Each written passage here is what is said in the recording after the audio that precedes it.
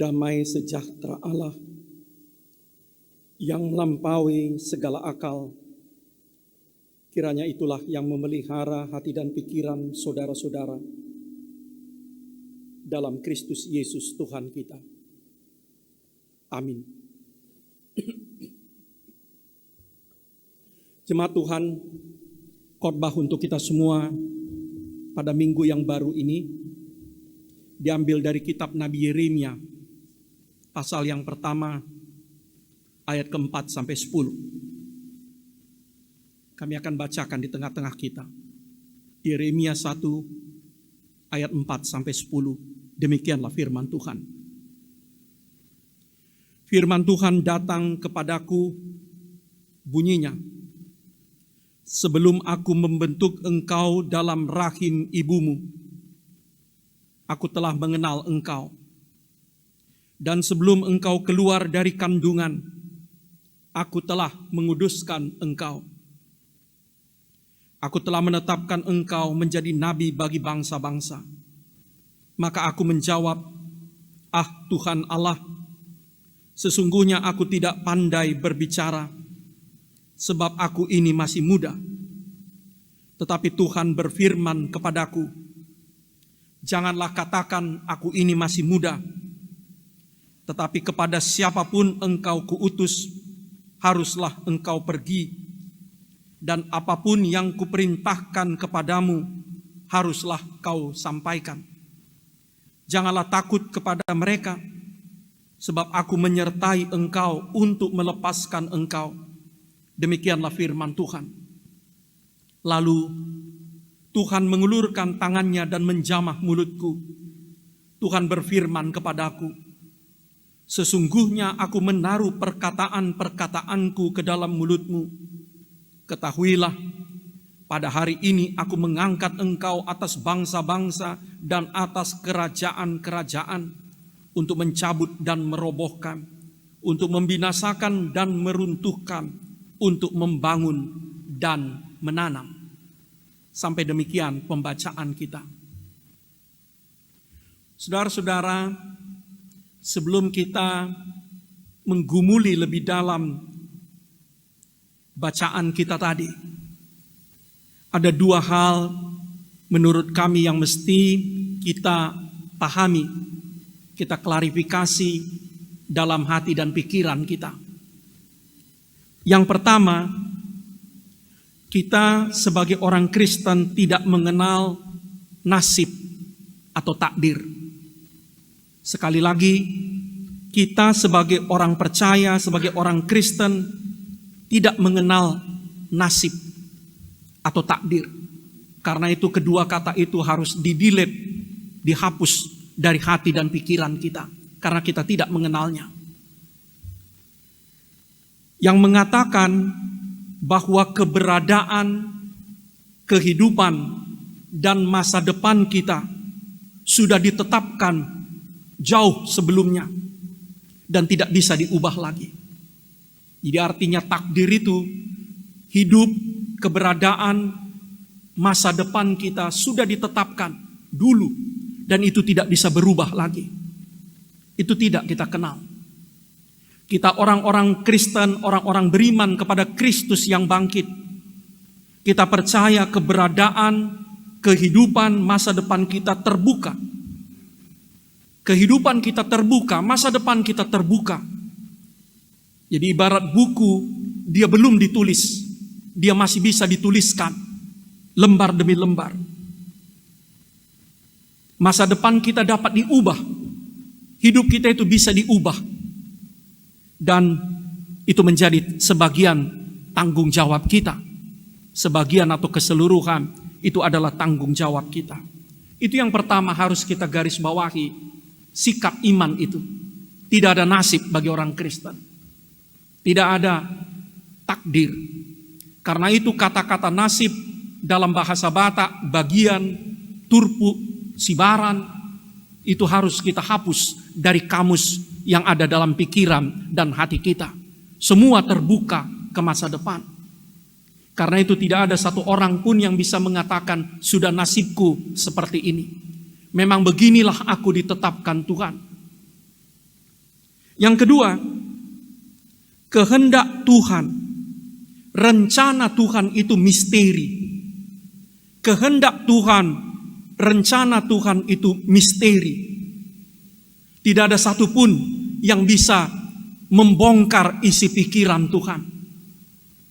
Karena itu kita tidak bisa dengan lantang, dengan cepatnya mengatakan inilah kehendak Tuhan atas hidupku.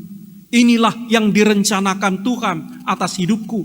Tuhan sudah merencanakan aku gagal. Tuhan sudah menetapkan aku sakit. Tuhan menetapkan aku tidak berhasil. Kita tidak bisa mengatakan seperti itu.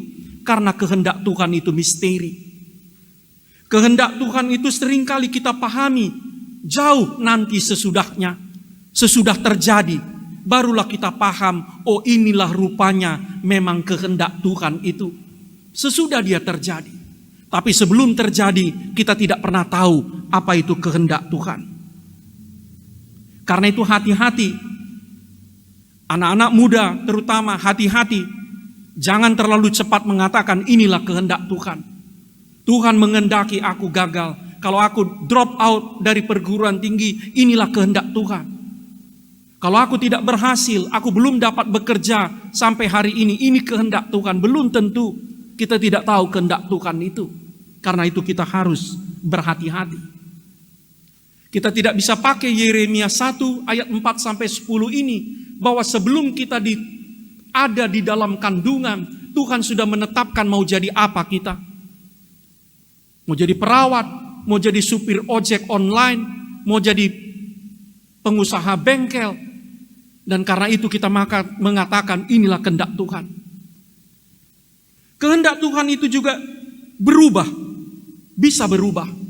Di dalam Alkitab Tuhan pernah mengubah kehendaknya. Dia sudah memutuskan bahwa Hizkia harus mati. Tapi Tuhan mengubah rencananya.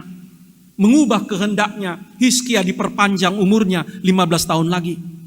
Nah karena itu, kehendak Tuhan, rencana Tuhan itu pun jangan dipandang sebagai sesuatu yang tertutup. Seolah-olah Tuhan tidak bisa merubah kehendaknya. Kita, saudara memang tidak bisa merubah kehendak Tuhan.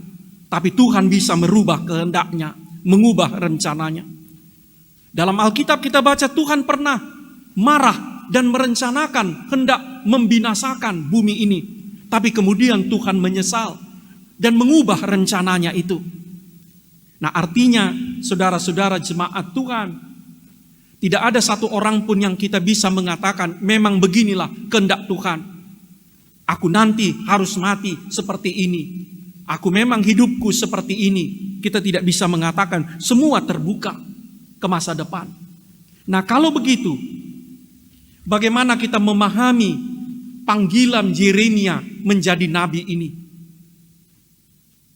Ada 3 hal renungan bagi kita. Tuhan memanggil kita masing-masing dan bersama-sama menjadi hamba, menjadi alat di tangannya untuk mewujudkan kebaikan. Tuhan Allah memanggil kita semua, memanggil kita masing-masing, memanggil kita bersama-sama supaya kita menjadi hamba dan alat di tangannya untuk mewujudkan kebaikannya. Dia memanggil saudara, dia memanggil saya menjadi hambanya, menjadi alatnya, tanpa kecuali. Kata hamba Tuhan itu jangan hanya dikenakan kepada sekelompok orang, pendeta, sintua, evangelis, Bible Pro, guru. Semua kita dipanggil menjadi hambanya, menjadi alat di tangannya. Untuk apa? Untuk melaksanakan kebaikan. Yeremia dipanggil menjadi nabi. Menjadi nabi itu artinya menjadi penyambung lidah Tuhan. Yeremia dipanggil menjadi nabi. Pertanyaan, saudara dan saya dipanggil untuk menjadi apa? Kita tidak harus dipanggil menjadi nabi seperti Yeremia, tapi pertanyaan yang harus kita gumuli tahun demi tahun dalam kehidupan kita, saudara dan saya dipanggil jadi apa? Tuhan menginginkan kita menjadi apa? Karena itu, panggilan Yeremia ini mengajak kita, mengajak saudara dan saya, supaya kita menggumuli, menghayati keberadaan diri kita dalam perspektif panggilan Tuhan. Ketika saudara dan saya dalam sendiri, ketika saudara dan saya dalam keheningan, mari kita bertanya, bergumul, apakah tugas, apakah peran yang dikehendaki Tuhan dari aku, dari saya? Apakah peran, apakah tugas yang diberikan Tuhan, diamanatkan Tuhan kepadaku? Tapi saudara-saudara, itu tidak perlu dijawab hanya dalam tempo 15 menit atau setengah jam. Kita bisa memakai waktu hidup kita bertahun-tahun menggumuli pertanyaan itu. Karena itu nggak usah nanti pulang gereja ini merenung, bertanya dalam doa, Tuhan memanggil aku jadi apa? Kemudian kita putuskan, Tuhan memanggil aku untuk menjadi pengusaha. Dan kemudian kita menganggap itulah dia, tidak bisa berubah lagi. Kita bisa berubah. Kita bisa berubah. Kita bisa mengubah kita. Tapi terus hari demi hari, tahun demi tahun, kita merumuskan, menggumuli apa peran yang dipesankan Tuhan untuk kulakukan. Termasuk kami para pendeta, termasuk saya masih bertanya, apakah peran spesifik, apakah tugas khusus yang diberikan Tuhan kepadaku? Dan pertanyaan itu tidak usah buru-buru dijawab. Dan kita tidak harus mengatakan dari mana nanti dapat jawabnya. Apakah kita harus pergi menunggu mimpi? Apakah kita harus mendapat mujizat? Apakah kita harus mendapat penampakan? Tidak harus. Melalui diskusi, melalui permenungan, melalui kehidupan sehari-hari, kita bisa menggumuli pertanyaan itu. Apa peran, apa tugas yang diberikan Tuhan kepadaku, kepada kami sendiri atau bersama-sama. Tapi bukan hanya itu. Kita juga diajak untuk merenungkan, untuk menggumuli pertanyaan, apa berkat, apa karunia khusus yang diberikan Tuhan kepadaku, supaya aku mampu melaksanakan tugas, melaksanakan peran yang dikehendakinya itu. Tuhan tidak hanya memberikan kita tugas. Tuhan tidak hanya memberikan kita peran dan tugas melakukan kebajikan, kebenaran. Tapi Dia memberi kita karunia, memberi kita berkat, supaya kita mampu mengerjakan tugas suruhannya itu. Yeremia mendapat karunia itu. Tuhan menjamah mulutnya dan meletakkan firman-Nya di dalam, meletakkan firman-Nya di bibir Yeremia. Nah, kita diajak merenung, apa berkat Tuhan kepadaku? Apa karunia Tuhan kepadaku supaya aku mampu melaksanakan tugas, melaksanakan peran itu? Kita diajak merenung, siapa yang dihadirkan Tuhan mendampingi aku melaksanakan tugas itu?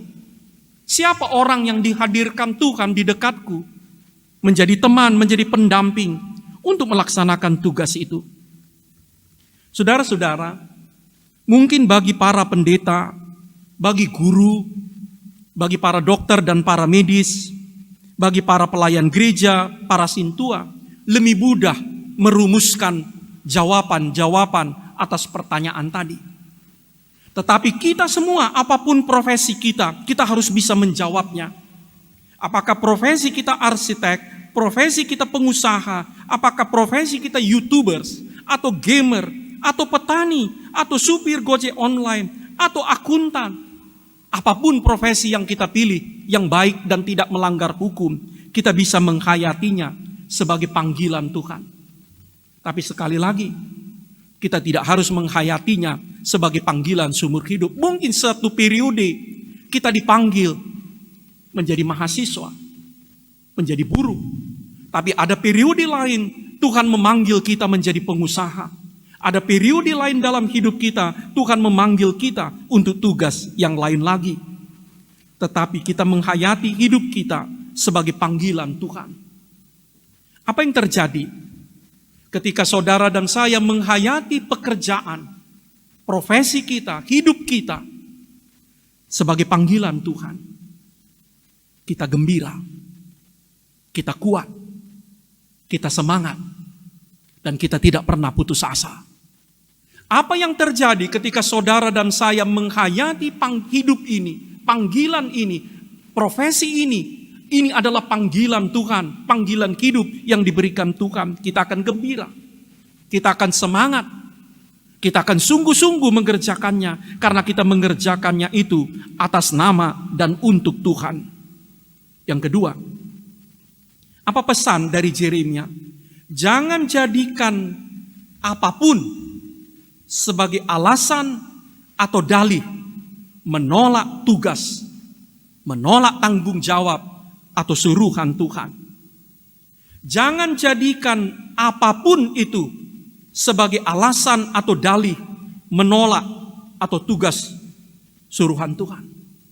Yeremia menjadikan kemudaannya sebagai dalih. Dia katakan, aku masih muda Tuhan, aku tidak pandai bicara. Musa juga 3 kali berdalih ketika dia dipanggil Tuhan. Dia katakan, aku masih muda, aku tidak bisa bicara, aku tidak pintar bicara. Saudara-saudara, baiklah kita sadar, ada hal-hal yang sering dijadikan alasan untuk menolak tugas, menolak tanggung jawab, menolak perintah Tuhan melakukan yang baik itu. Pertama, umur. Umur itu bisa muda, aku masih muda Tuhan. Tapi bisa juga orang mengatakan, aku sudah terlalu tua Tuhan. Ketika muda, dia menjadikan kemudaannya sebagai alasan menolak perintah melakukan yang baik dan benar itu. Dan ketika tua, dia menjadikan ketuaannya sebagai alasan untuk menolak. Kedua, kemampuan bicara. Aku tidak pandai bicara Tuhan. Aku tidak pandai berkomunikasi Tuhan. Itu alasan umum menolak tugas, menolak tanggung jawab. Apalagi keahlian dan pengalaman. Memang banyak pekerjaan itu membutuhkan keahlian dan pengalaman. Tapi untuk melakukan kebajikan, melakukan perintah Tuhan, kesetiaan dan kemauan lebih penting dari keahlian dan pengalaman. Atau jenis kelamin. Aku perempuan Tuhan. Gender juga tidak bisa dijadikan sebagai alasan untuk menolak. Atau kesibukan. Aku sangat sibuk Tuhan. Nanti satu ketika alasannya berubah lagi. Aku sudah tidak punya apa-apa Tuhan. Yeremia menerima perintah Tuhan. Apa kata Tuhan kepada Yeremia? Apapun yang kuperintahkan kepadamu, lakukanlah. Kemanapun kau kuutus, pergilah. Tidak ada kata tidak di sana. Apapun yang kuperintahkan, lakukanlah. Kemanapun kau suruh pergi, pergilah. Terhadap perintah Tuhan itu hanya ada boleh kata ya, siap. Seperti kata Yesaya ketika Tuhan memanggilnya, di sini aku Tuhan, suruhlah aku. Di sini aku Tuhan, utuslah aku. Saudara-saudara, sebagian besar kita yang hadir di sini adalah orang-orang muda. Kami mau mengatakan, masa muda bukanlah kendala, bukanlah penghalang melakukan hal-hal besar, hal-hal baik, hal-hal benar dan mulia. Masa muda bukanlah penghalang, bukanlah kendala melakukan hal-hal besar. Penghalang orang muda seringkali bukanlah sesuatu dari luar dirinya, tapi dari dalam dirinya sendiri. Saya juga pernah muda seperti saudara-saudara. Penghalang orang muda biasanya bukan tantangan dari luar, tapi dari dalam dirinya sendiri. Dan salah satu itu yang paling sering menghalangi orang muda berkarya, melakukan tugas dan tanggung jawab besar adalah stigma, cap yang pernah dikenakan oleh orang tuanya, oleh gurunya, oleh pendetanya, oleh instrukturnya di masa lalu.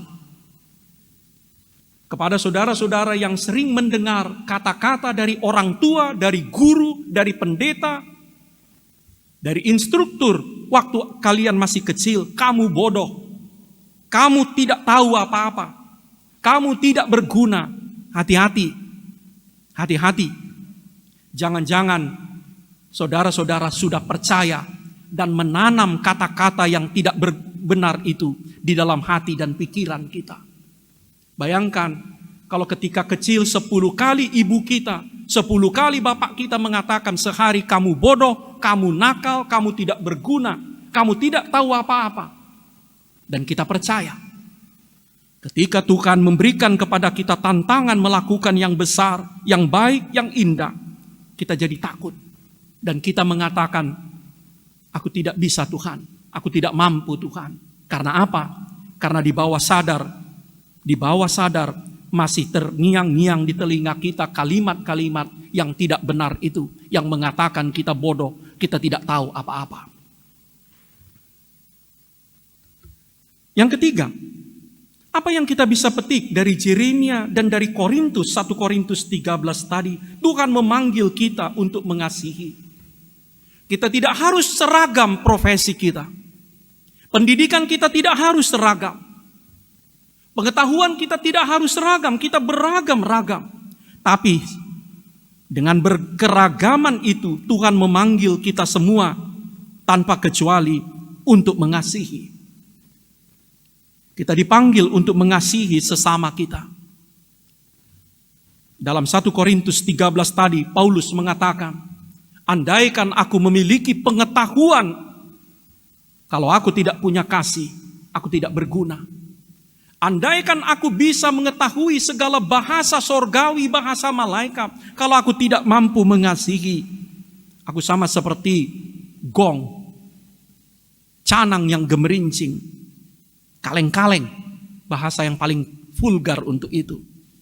Orang yang punya segala-galanya, tapi tidak bisa mengasihi, sama seperti kaleng-kaleng yang berbunyi itu.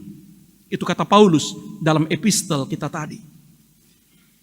Karena itu, saudara-saudara, kita tidak harus menjadi pribadi yang sempurna, tanpa cacat, tanpa celah. Kita tidak harus memiliki segalanya untuk bisa menjadi hamba Tuhan, menjadi alat kebaikannya. Kita tidak harus memiliki segalanya. Kita tidak harus tanpa cacat, tanpa kekurangan untuk menjadi hamba, menjadi alatnya. Tapi kita wajib untuk mengasihi. Karena tanpa kasih, apapun yang kita lakukan itu tidak berguna di mata Tuhan. Karena itu, kita dipanggil untuk mencintai sesama kita. Mencintai tugas yang diberikan kepada kita. Mencintai pekerjaan kita sekarang. Banyak anak muda tidak mencintai, tidak menyukai pekerjaannya. Saya tidak mengatakan kita harus melakukan pekerjaan profesi kita itu selama-lamanya. Bila ada kesempatan mengubahnya, mencari yang lebih baik, silakan. Tapi apapun pekerjaan kita sekarang harus kita belajar sukai dan cintai. Mencintai persekutuan kita. Mencintai gereja kita. Banyak orang, dia aktif di gereja. Bahkan berprofesi sebagai pelayan. Tapi kalau ditelisik dalam hatinya, dia tidak mencintainya.